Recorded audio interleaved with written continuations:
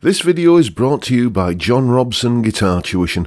If you enjoy the content, please consider supporting the channel by enrolling on a course, purchasing some guitar lessons or a t-shirt, or you can join my Patreon. Now, on with the show. Hello chaps, welcome once again to John Robson Guitar Tuition. As always, and especially at the moment, I do hope you're well. Now then, you may recall that a couple of weeks ago I did a video about Les Paul style guitars. Essentially, we were looking at 5 alternatives to a Gibson or an Epiphone Les Paul, just in case you wanted something a little bit different from the norm. And that video proved quite popular, so last week I did a similar kind of video on the Telecaster or T-style guitars. 5 alternatives to a Fender Telecaster. And yes, you've guessed it, this week we're going to take a look at 5 alternatives to the venerable Fender Stratocaster. In case you, maybe like with any big company like Fender, any global brand, there's always going to be somebody who's had a bad customer service experience with them, and maybe you just rather take your money elsewhere. Maybe the exact list of features and specifications that are your ideal Stratocaster aren't available in the Fender catalogue. Or maybe you just want to stand apart from the herd a little bit and have something just a bit different, because that is you. Who knows? Anyway, here are 5 Stratocaster alternatives, and these are all on a budget. These are all under 500 quid, and I think they're all pretty strong contenders. Let's have a look. Okay, kicking off with the cheapest of the bunch. This is the vintage V6 reissued in Laguna Blue. I used to have a Strat that was this colour, and people used to call it fabric conditioner blue, but there you go. What you get here is essentially, for just a little bit less than a Squier Classic vibe, you get, I think, more for your money.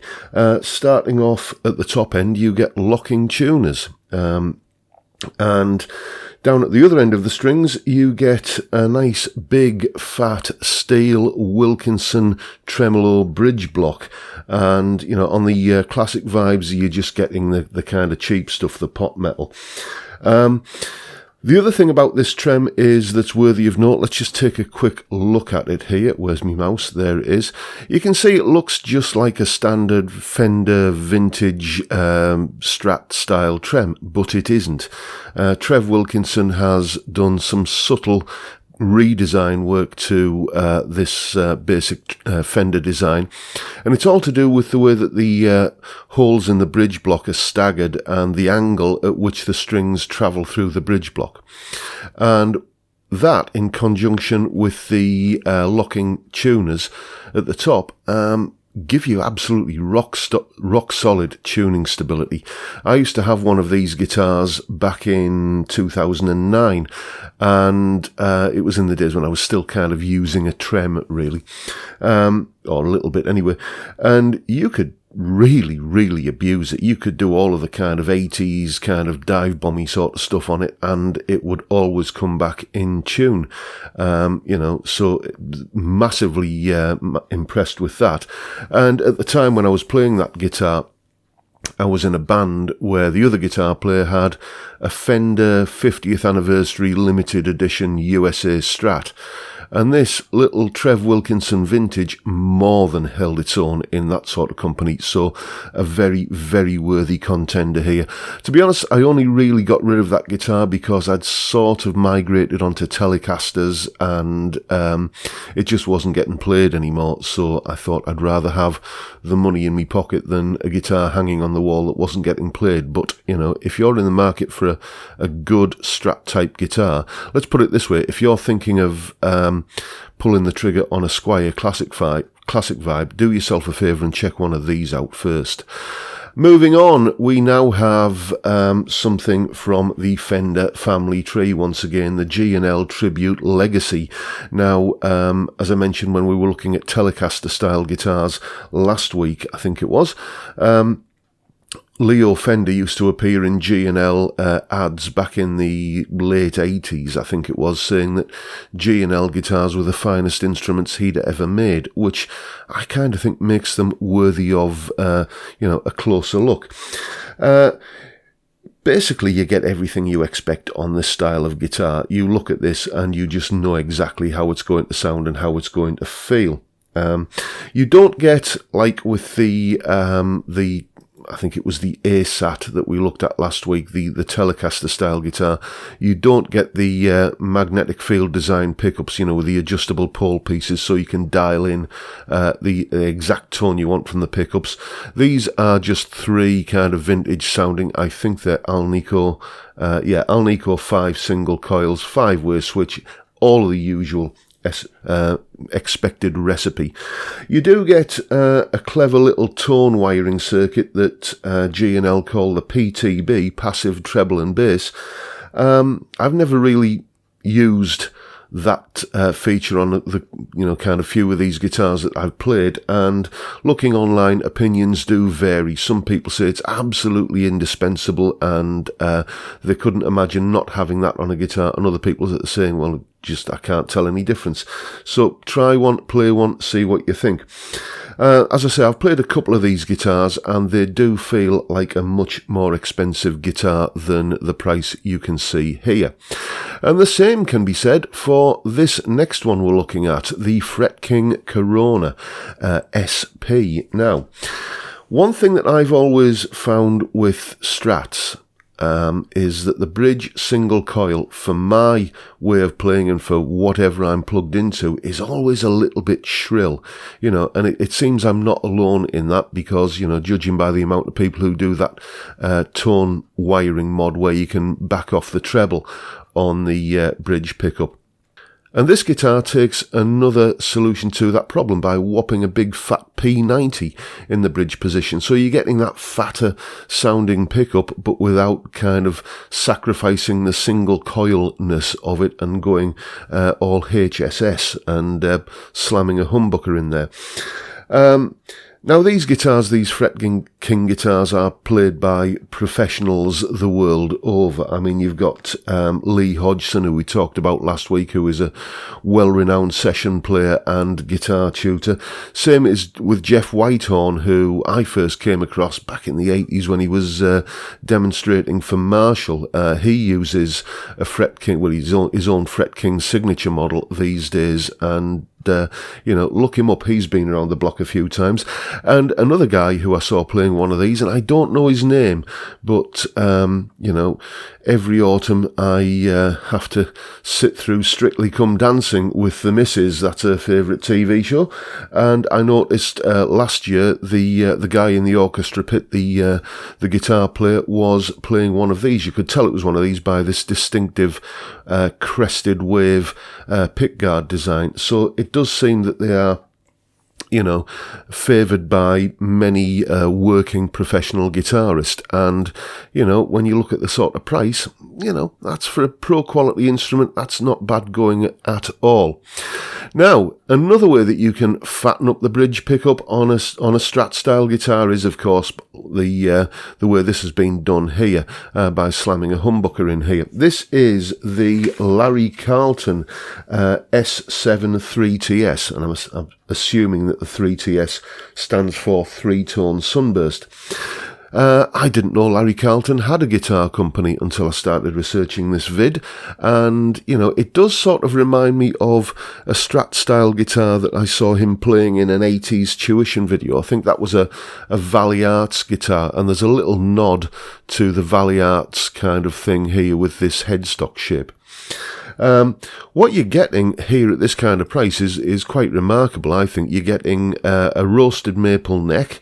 Okay, there are some Harley Bentons that go cheaper than this that also have roasted maple necks, but generally speaking, it tends to be something that you find on guitars that have 4-figure price tags.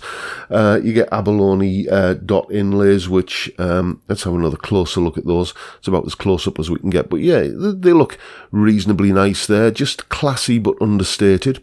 You can't see it here, but it's a white pearl scratch plate pickguard, and you also get what are they called?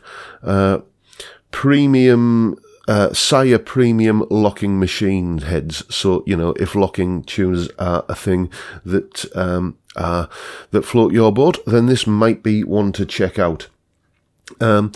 I got to admit, I've never played one of these, but I am very, very curious. You know, I don't imagine Larry Carlton would be allowing his name to be put on, you know, something that played like a lump of driftwood. So, yeah, watch this space. I might just see if I can get my hands on one of those at some point. Moving on to the final one, another guitar that is sort of vaguely part of the Fender family tree, the Sterling Music Man Cutlass. Now, here's the thing, these have been discontinued. I was looking for a new one and I ended up finding one. This is a new old stock one on eBay. The Music Man budget range, the import range, has now been kind of branded as the sub-brand guitar, and they're just not as good. I've played one and it had nasty cheese grater frets and wasn't particularly good at all. But I've also played a couple of Sterling Music Man guitars and they are really, really nice. You can kind of tell they're being built down to a price a little bit in terms of, you know, the finish and things like that in places if you look closely. But by and large, they hold their own pretty much against their more expensive USA-made counterparts. The thing that makes me, you know, kind of enthusiastic about this guitar is the neck. Okay, I've never played a Music Man guitar or even a Sterling guitar that didn't have a neck on it that was absolutely addictively comfortable. The other thing is as well, I mean, just little things like where the truss rod adjuster is. You don't need an Allen key. You don't need to start unscrewing things. You don't need to, you know, kind of mess around. All you need is just a stick to poke into that wheel there and adjust your truss rod. It makes me wonder why all other guitars, certainly all other bolt-on guitars, aren't built this way. The other thing I've got to tell you I like about Music Man guitars, let's go for the full shot here. Oh, we can't get it. But anyway, it's the 4+2 headstock. And what difference does that make, I hear you ask? Well, basically, if you've ever felt on a Strat or a Telecaster, string bends can be a little bit difficult on the top E string because it just feels so tight and there's more tension in it than other strings. This kind of solves that problem by having the top E string as the shortest string on the guitar, or, you know, compared to the low E string, but basically it reduces the length of the top E string and thereby reduces the tension in it. It's a subtle thing, but you just notice when you're playing a guitar either like this or with like a reverse Strat style headstock that bends are easier on the top E string. It's something that people tend to think is just a cosmetic thing, but it does make a difference, I find. So there you go. Those are my contenders for Strat style guitars if you are on a budget and not really wanting to go down the Fender route. So what do you think? Does any of those float your boat? I've got to tell you, if it were me, then I think because I'm not a habitual Strat player, I just need something that is vaguely kind of Stratty with a trem and, you know, all of the usual sounds and is comfortable to play. I think I'd probably just go for the cheapest of the bunch there, that vintage. As I said, I used to have one and it was a fantastic guitar that punched well above its weight. So why would I want to spend any more money than that?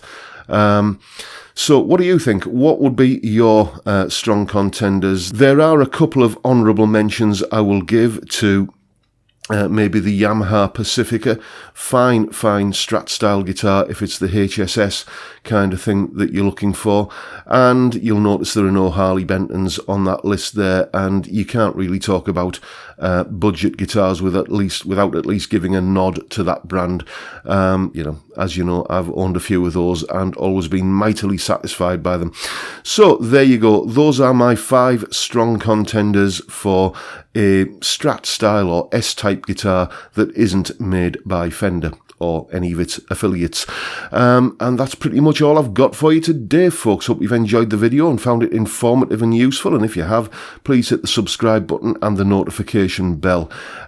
Just a little word now about my missus's jewellery. She makes some rather nice genuine gemstone handcrafted jewellery, and you can see a few examples of it here. The link to her online shop is in the description in case you're stuck for a present or a gift idea for your nearest and dearest. And don't forget, if you're looking to, or possibly thinking of getting a Fret Zealot tuition aid, use the discount code you can see on screen right now, and you'll get a little bit of money knocked off thanks to me, and there's a purchase link in the description as well. And finally, don't forget the live stream on Friday. You know all about it by now, but in case you're new to the channel, every Friday, 5 PM UK time, we have a live stream. Lasts about an hour, and it's just basically a bunch of old curmudgeons sitting around and having a beer and chewing the fat. It's a great way to kick off the weekend. Hope to see many of you there. And with that, I'll wish you all a good day and say thank you so much for your time. Thank you for watching.